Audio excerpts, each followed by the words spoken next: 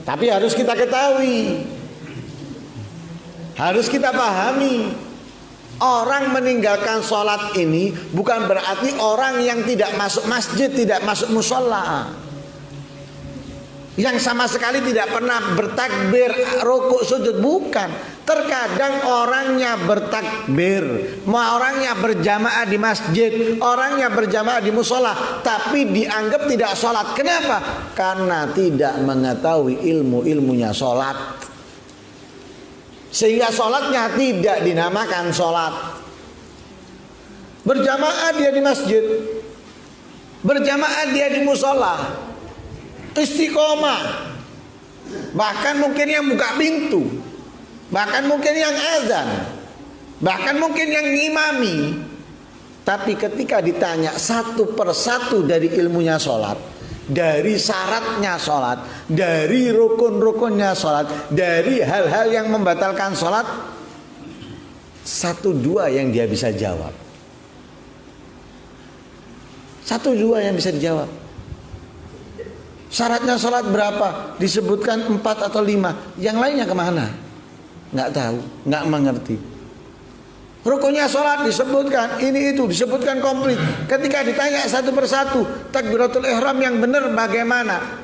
Ya takbiratul ihram yang benar ini. Syaratnya apa? Nggak tahu.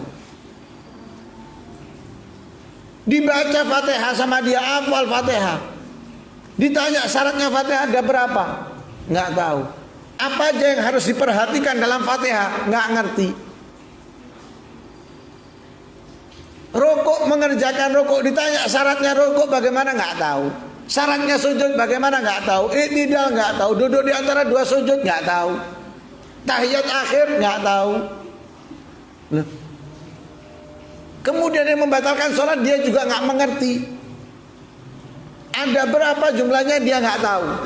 Tahunya membatalkan sholat cuma kentut. Tapi yang lainnya daripada membatalkan sholat dia nggak ngerti. Satu contoh aja gambaran yang orang banyak tidak mengerti. Mengingatkan imam ketika salah. Subhanallah, subhanallah. Banyak orang yang nggak ngerti.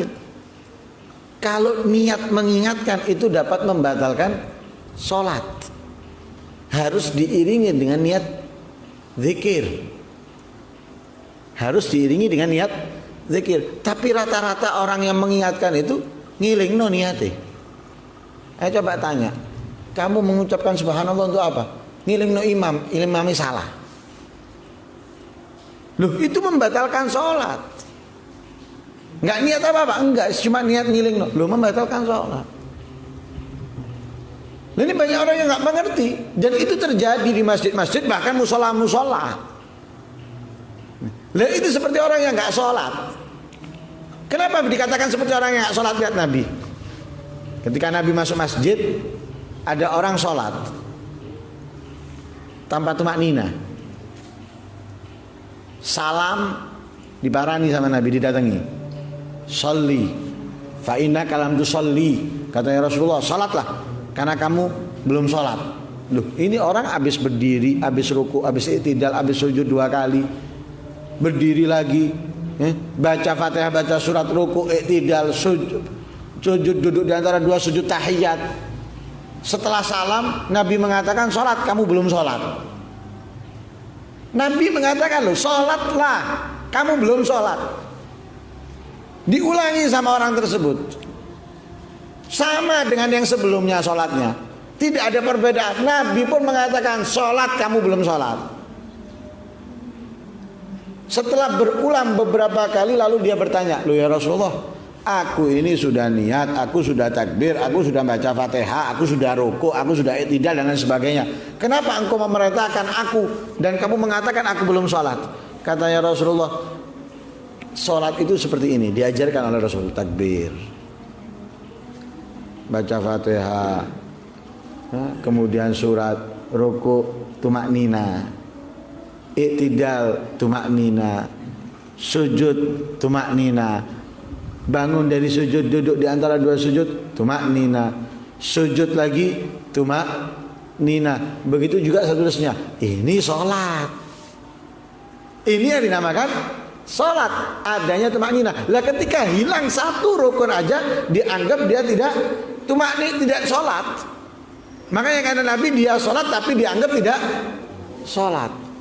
Makanya seperti yang saya ucapkan tadi itu, ada orang di masjid, ada orang di musola, istiqomah berjamaah, bahkan mungkin pertama kali yang masuk masjid, tapi karena tidak mengerti ilmunya sholat, maka dia menjalankan sholat seperti tidak sholat. Jadi jangan kita kira yang nggak sholat itu sing bendino mabuk, yang nggak tahu ngincep masjid, nggak tahu ngincep musola. Bukan itu, tapi terkadang yang di dalam masjid, di dalam musola dianggap nggak sholat dia. Kenapa? Dia menjalankan tanpa ilmunya. Karena itu wajib mempelajari ilmu apa yang kita kerjakan atau apa yang akan sesaat lagi kita lakukan. Wajib itu, mohon. Adapun yang belum kita kerjakan, masih jauh akan kita kerjakan, nggak wajib kita pelajari. Tapi yang sedang kita kerjakan, kalau kita belum mengetahuinya, wajib kita mempelajarinya. Atau yang akan sesaat lagi kita kerjakan, wajib kita pelajari sebelum kita melakukan.